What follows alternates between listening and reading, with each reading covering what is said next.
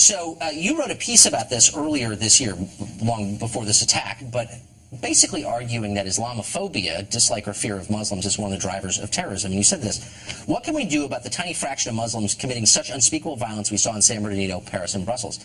You don't address problems within the religion or the Islamic community. You turn it instead back on America and the West by saying our intolerance causes this. Am I misreading your point?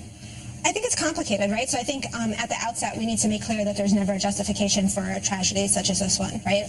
So irrespective of the fact that someone may have suffered from bigotry or discrimination on account of their religious identity, that doesn't justify taking matters into your own hand and perpetrating or inflicting violence on professors and students or innocent civilians more generally. By the same token, I think with respect to the article that you're referencing, I was actually relying on research that came out of Stanford University that showed that essentially anti-Muslim bigotry and discrimination, or what we commonly refer to as Islamophobia, can contribute to a sense of what they term as cultural homelessness. This idea, particularly for newcomers, for immigrants to this country, where they don't necessarily feel that they identify with their home country, where they originally came from, and they also feel alienated from their new host country. Right. So in this case, the United States of America. But you can see why this looks a lot like victim blaming. So you've had an awful lot of Americans killed and injured by Islamic terror in the past 8 years. A lot, almost 100 killed, 350 or more injured. And you're basically saying that that happened because America is not hospitable enough to Muslims, and that seems unfair. Absolutely not.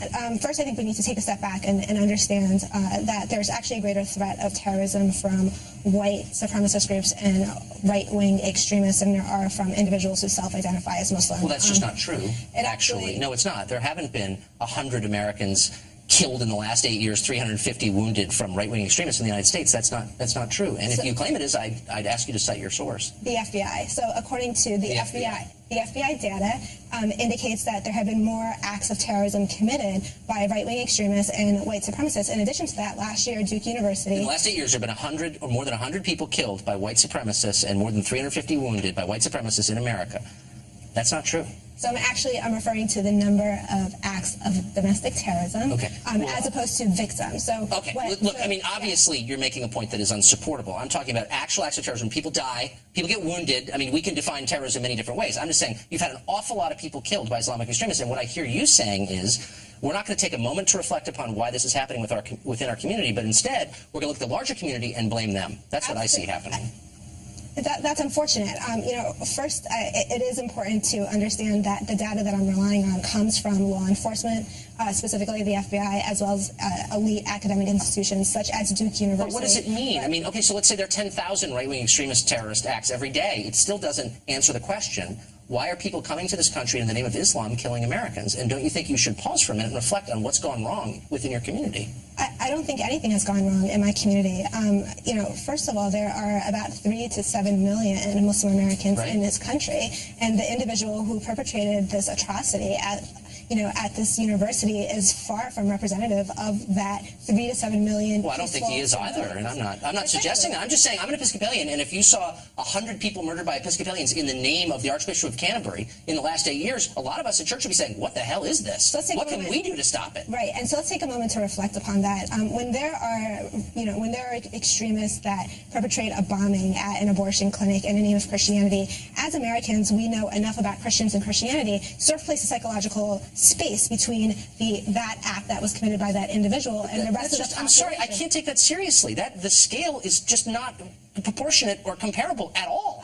I would disagree with you. I think that the numbers say something different. I actually wrote a whole book on crime. I know what the numbers are. It's not even close. It's not even close. Are you really telling me that there's no soul searching that you think Muslim Americans have to go through? I think it's important to realize that Muslim Americans are your doctors, they're your teachers, they're your politicians, they're your nurses. But a tiny percentage are also your terrorists. So why is this happening? It's not just the fault of white Americans. That's what you're saying. So why is it that the conversation and a narrative focuses solely and exclusively on those individuals who are criminals as opposed to the vast population who are peaceful and contributing positively to this? Look, I get your defensiveness. I get that decent Muslim Americans feel under attack. They feel like they're being unfairly portrayed as terrorists. I understand all that. But at some point, you have to say, this really is a real problem, and it's discrediting all of us, and until we take it seriously, it's going to continue, no?